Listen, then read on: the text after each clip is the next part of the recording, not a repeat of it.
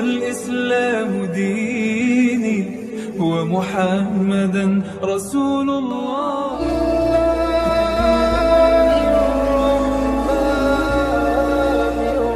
Siswa MP nanti kita kumpulkan di Jakarta dari seluruh provinsi, termasuk teman-teman. Sekarang nambah lagi karena yang di Jayapura saat ini sudah ikut.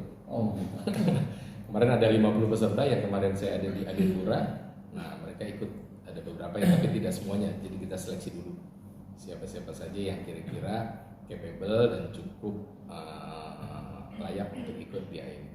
Ya. Jadi insya Allah nanti kita kumpulkan, karena kemarin kan di awal kurang lebih sekitar 150-an pesertanya, mungkin nanti bertambah kurang lebih sekitar 175 sampai 180 yang nanti akan diwisuda jika lulus di Jakarta. Jika lulus tentu ya, sama seperti CADP. Kan yang udah ikut CADP kan pasti sudah paham ya, waktu sertifikat kemarin. Nah tentunya nanti ketika lulus kita akan wisuda sama seperti ketika CADP. Nah saat ini praktikum pertama KMP Darussalam kan cuma 1 hari dan tidak terlalu panjang yang akan kita diskusikan, jadi hanya kulit luarnya saja. Jadi apa-apa yang teman-teman kemarin dapat ketika kita belajar online, harapannya bisa dilihat langsung dan diimplementasikan di masjidnya masing-masing ketika kembali, gitu ya. Nah, tadi mungkin sudah melihat hal terkait Baitullah, ya, dari mulai masuk. Ini kan konsepnya seperti itu. Baitullah itu kan dari mulai masuk ke parkiran itu sudah masuk dalam konsep Baitullah.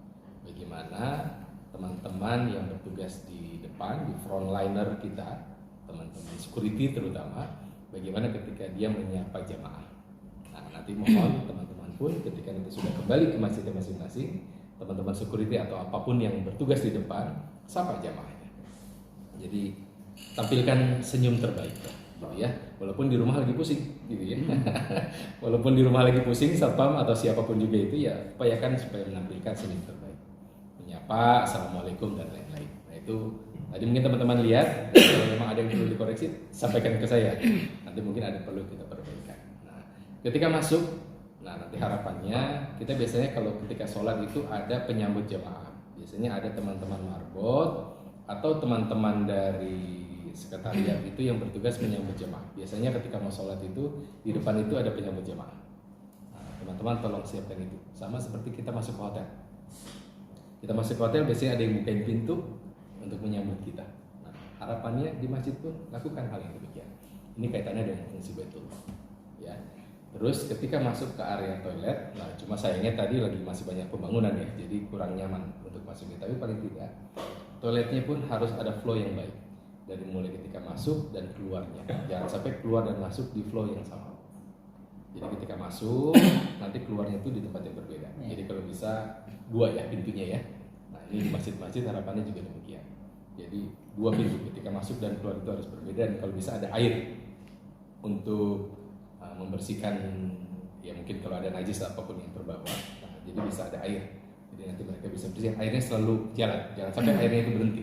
Ini jorok juga, orang biasanya nggak nyaman kalau airnya berhenti. Nah, ini harus dijalankan supaya fungsi taharahnya itu benar. Ya, ketika kita taharahnya itu baiklah, sempurna lah insyaallah, gitu ya. Termasuk area masjid, ya itu tadi, jangan sampai karpetnya pun bau, karpetnya pun kotor gitu ya. Dan ini jangan pernah ada di masjid-masjid KMP, utamanya ini. Saya pernah datang ke Jambi waktu itu, masjid ini masjid raya, keren banget masjidnya, karpetnya tebal banget, tapi kotornya alhamdulillah kotor banget. Jadi kita ini sujud ya banyak yang nempel di sini gitu. Jadi karena mungkin jarang divakum. Nah, mungkin teman-teman nanti bisa tanya juga ke teman-teman yang kerja di bawah, teman-teman sahabat Darussalam itu kan ada teman-teman marbot ya. Mereka vakum berapa kali dalam 1 hari. Nah, harapannya teman-teman pun langsung praktekkan masjidnya, jangan sampai vakumnya 1 hari cuma sekali. Atau mungkin jangan-jangan seminggu cuma 2 atau 3 kali, ini masalah. Nah, ini fungsi Baitullah ini harus optimal. Upayakan ketika vakum pun disemprot lah pakai vakum atau apa yang kira-kira nyaman lah ketika orang sujud gitu ya. Nah, ini tolong difungsikan. Setelah nyaman semua area sholatnya, kalau mau yang AC pakai AC lah. Kalau yang mau terbuka sirkulasi udaranya juga harus nyaman. Jangan sampai terbuka tapi panas sekali juga nggak bagus juga. Kalau pakai AC pastikan AC-nya itu cukup untuk jika ini kan jamaah itu kan ada kapasitinya ya, kapasitasnya gitu ya. Nah, jangan sampai kapasitas jamunya penuh, AC-nya cuma sedikit, akhirnya juga panas juga, kan nggak nyaman seperti itu. Nah, tolong diupayakan, dihitung betul, gitu ya. Jadi ketika jamaah itu mulai masuk ke ruang utama, sholat, lantainya nyaman, kalau memang tidak pakai karpet, bersih paling tidak. Kalau pakai karpet, karpetnya harapannya setiap hari itu mungkin dua kali minimal dipakai. Dan salam berapa kali Pak Ustaz? Sehari 5 kali. Nah, itu dia. Setelah sholat 5 waktu. Setiap sholat harus dipakai, gitu ya. Kenapa? Supaya nanti jamaah berikutnya yang datang juga nyaman ketika sholat, gitu ya. Dan disemprot pakai parfum ya. Apapun parfumnya lah, mungkin sekarang kan banyak di pasaran. Setelah fungsi nyamannya ketika mau mulai sholat, kan ada juga fungsi untuk menyiapkan muazin. Kan ada di Baitullah itu menyiapkan muazin. Muazinnya terjadwal. Siapkan jadwal muazin. Jangan sampai siapa yang datang lebih dahulu jadi muazin. Siapkan muazin terbaik. Kami pun lakukan hal yang demikian. Dijadwal. Setiap hari pasti berubah. Dari 5 waktu itu pasti beda-beda yang jadi petugas muazin. Tolong teman-teman pun siapkan jadwal untuk muazin terbaik. Nggak apa-apa, mungkin bacaan, mungkin suaranya belum terlalu oke, tapi nggak apa-apa, dilatih aja. Kami juga sekarang ini banyak sekali menggunakan teman-teman santri. Ya, setelah muazinnya siap, imamnya jangan lupa. Siapkan imam terbaik. Darussalam pun berikhtiar, baru kali ini menyiapkan imam yang memang betul-betul ya backgroundnya memang sudah pas betul lah. Yang saat ini terasanya seperti itu. Ya tolong di masjid-masjid yang lain disiapkan yang terbaik lah. Berikan seleri yang terbaik untuk mereka. Jangan sampai seleri untuk imam sekedar saja bayarnya. Kami bayar $1.000 US. Kenapa? Kami ingin muliakan, bukan tujuannya untuk sombong-sombongan, tidak. Tapi kami ingin muliakan imam dengan fasilitas terbaik. Kami siapkan tempat tinggalnya, fasilitas ya untuk dia tinggal juga kami. Tidak beda dengan teman-teman yang tinggal di kota wisata. Dia tinggal juga di kota wisata. Kami sewakan tempatnya untuk mereka. Intinya adalah berikan fasilitas terbaik untuk para imam. Ini kira-kira beberapa hal terkait dengan Baitullah. Saya rasa dari awal sampai dengan imam, bahannya oke semuanya, saya rasa sudah selesai. Jika teman-teman sudah lakukan ini di masjid masing-masing, insya Allah step pertama untuk Baitullah sudah selesai. Berarti tinggal nanti step-step selanjutnya. Karena kita ada 5 pilar kan.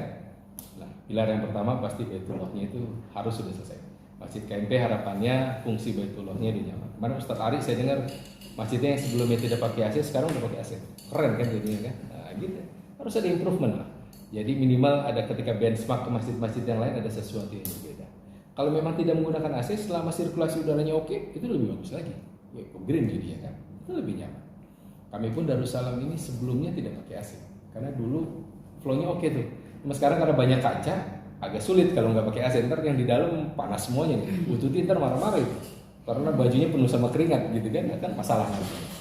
Tapi paling tidak, kalau yang memang menggunakan AC, misalnya atau ruangannya tertutup, ya jangan sampai jamaahnya nanti nggak nyaman. Terutama pada saat sholat tarawih. Kan jamaah sholat tarawih ini kan biasanya banyak ya. Atau sholat Jumat lah paling nggak itu. Itu problem sekali kalau misalnya masjidnya tertutup, nggak pakai AC, nggak nyaman nanti. Itu fungsi-fungsi itu. Terus juga imam itu kalau bisa siapkan tempat. Jadi jangan sampai imamnya itu duduk bersama jamaah ketika belum mulai sholat. Siapkan tempat untuk imam itu standby. Nah tadi udah ke bawah belum? Ke ruangan imam belum? Belum. Oh nanti mungkin setelah ini, setelah selesai nanti kita lihat di bawah. Jadi flow imam itu masuk, disiapkan pintunya sendiri untuk imam masuk. Cuma sekarang karena belum selesai pembangunannya, tapi ada pintunya sudah bisa digunakan. Jadi beliau masuk ke situ, baik imam maupun penceramah kita udah siapkan tempatnya. Jadi mereka keluar itu ketika akan bertugas itu mereka keluar dari tempatnya. Mereka sholat sunnahnya pun di tempat beliau istirahat. Dia bisa hafalin dulu. Khawatir kan perlu hafalin dulu kan? Surah yang mau dibaca walaupun dia pasti sudah hafiz, tapi paling tidak kan perlu juga menghafal. Jadi jangan sampai imamnya duduk bersama dengan jamaah begini. Pada saat sholat masih lama belum berjalan. Nah, jadi dia masuk itu pada saat sudah iqamah. Nah ini harapannya demikian ya, supaya kita sudah atur mekanisme ini supaya termanage dengan baik. Kira-kira itu. Dan ketika selesai sholat, imam masuk lagi ke ruangan tersebut. Seluruh pakaiannya sudah ada di situ, ada lemari khusus, ada tempat duduk khusus untuk imam di dalam ruangan tersebut. Dan itu harus disiapkan. Nah ini bagaimana caranya memanage ini supaya teman-teman KP bisa lakukan ini di masjid masing-masing. Kalau sudah lakukan ini, insya Allah fungsi Baitullah itu sudah selesai. Minimal kalau fungsi Baitullah sudah selesai, yang lainnya akan mengikuti fungsi-fungsi yang lain. Karena utamanya kan fungsi Baitullahnya selesai. Walaupun untuk fungsi-fungsi yang lain memang perlu effort lebih tinggi lagi. Ada yang perlu ditanyakan terkait Baitullah? Sudah oke semuanya ya? Oke. Saya yakin karena ini kan sudah dijalankan di masjid masing-masing, saya rasa tidak terlalu banyak pertanyaan. Silakan teman-teman. Nah saat ini salah satunya benchmarknya ke Darussalam. Nanti mungkin benchmark juga ke MRWJ. Karena teman-teman yang di Jakarta pun rencananya akan kami ajak ke Al-Falah dan juga ke Jogokarian. Tapi yang belum saja. Kalau yang sudah nggak perlu berkali-kali di Jogokarian ya. Yang belum saja. Yang belum. Al-Falah belum. Ya, nanti memang kita mau putar. Nanti bisa merasakan masjid-masjid yang lain. Jadi nanti insight-nya lebih luas ya. Jangan hanya melihat satu masjid saja. Karena kan role model ini harus banyak. Supaya nanti punya insight-insight yang berbeda. Karena tujuan kita benchmark itu apa yang dilihat di ATM segera. Seperti Ustadz Ari, apa yang dilihat yang bagus langsung diimplementasikan di Masjid Al-Insan Pangkal Senayan. Dan saya lihat ini memang sangat, Ustadz Imam seringkali ngomong nih, Pak Ari ini signifikan sekali Pak Andi perubahannya. Hampir banyak sekali perubahan-perubahan di Al-Insan ini kelihatan. Dan ini sesuatu yang baik. Harapannya teman-teman yang lain, terutama yang punya kewenangan, punya diskresi di masjidnya masing-masing, jalankan. Jangan cuma jadi ilmu, tapi tidak diterapkan. Jadi jangan sampai, pokoknya apa yang dilihat bagus, jalani. Nanti dalam perjalanannya ada kendala-kendala, ya saling diskusi lah ya. Gitu ya. Kira-kira itu ya, fungsi Baitullah. Selanjutnya kalau fungsi Baitul Mal, Pak Samsul, Bu Tuti, karena Bu Tuti juga ada di JIS, nah ini karena ada Baitul Mal juga, dan Pak Budi. Nah kalau saya soalnya hanya sebagai sekretaris. Jadi saya nih bicara yang saat ini, saya bicara bukan sebagai Darussalam, bicara sebagai KMP. Kira-kira itu harapannya apa yang kita pelajari di online kemarin betul-betul lihat kenyataannya dan kenyataannya seperti apa yang kira-kira bisa diduplikasi di masjid teman-teman sekalian. Jadi ya, baik, assalamualaikum warahmatullahi wabarakatuh.